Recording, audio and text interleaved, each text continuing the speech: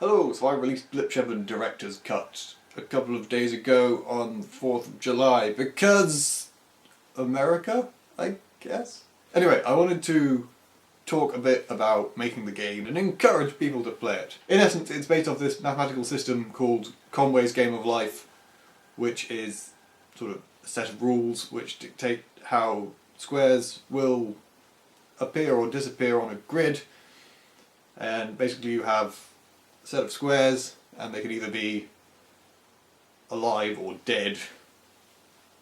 and they will change whether they are alive or dead based on a set of fairly basic rules. Because it is a set of basic rules based on a grid, it's fairly simple to program, so that's kind of what I did, because when I made the original version I was new to programming sort of fairly generally, but particularly to JavaScript, which is what I used to make it. Yes, so these basic rules are: 1. I need to check Wikipedia because I forgot. So if a tile or square is alive and it has less than 2 neighbours, it will die because loneliness, broken heart. If a square is alive and it has 2 neighbours or 3 neighbours, it will stay alive because everything's hunky-dory. If it has more than 3 neighbours, it will die because there's no food to go around or something like that. And if a dead cell has 3 adjacent square tile neighbours that are alive, it will turn into a new life. It will blossom into life, but nobody really knows who the father is because there's 3. Because I'm a nerd and I like to make games, I wanted to sort of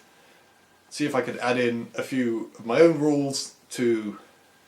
develop the game into more of a game rather than just kind of a system that you watch. So the basic rules of Blip Sheperd are: on top of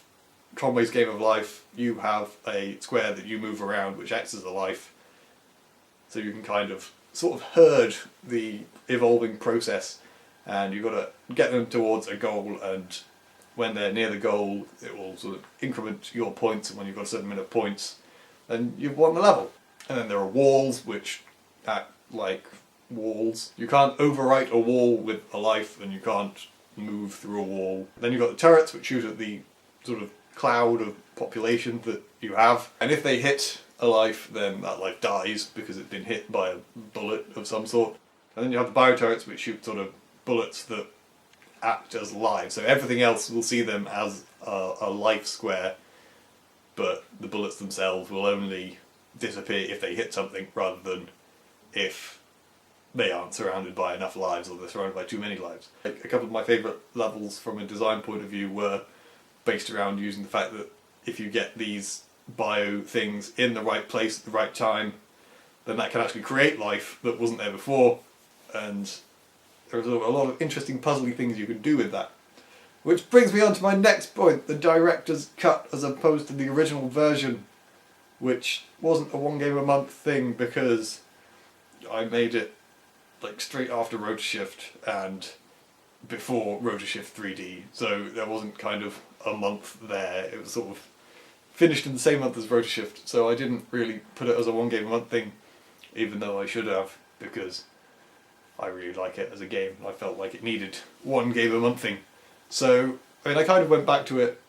recently because I kind of needed to come up with more ideas for future projects after I just finished Traverse, and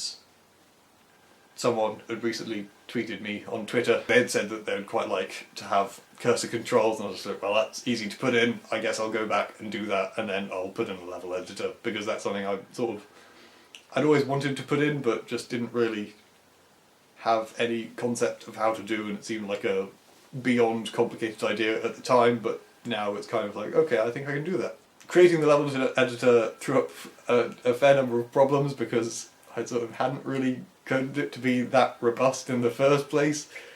because I was designing the levels, so if there was a problem with, if I put a turret next to a wall,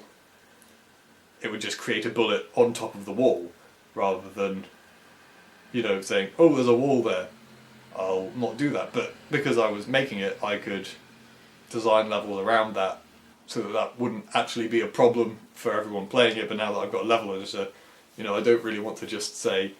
when you're designing levels, please don't put a turret next to a wall because that'll break the game, because you can't do that as a game developer. And similar problem when you get to the edge of the board, if you put the pool target thing at the side or a turret at the side, it would try to check whether there was a life in squares that didn't exist, which computers aren't a fan of trying to do, because computers are kind of stupid. And I suppose as a programmer I'm kind of stupid for not putting in those checks, but you know, they're there now, so be free with a level editor. Put things in corners or next to walls or on the edge of the board and come up with some interesting puzzles and just play the game, and I guess subscribe and like and stuff like that, and there will be links in the bottom bit. Yay. Thing, scientific system, maths, computer, maths, science.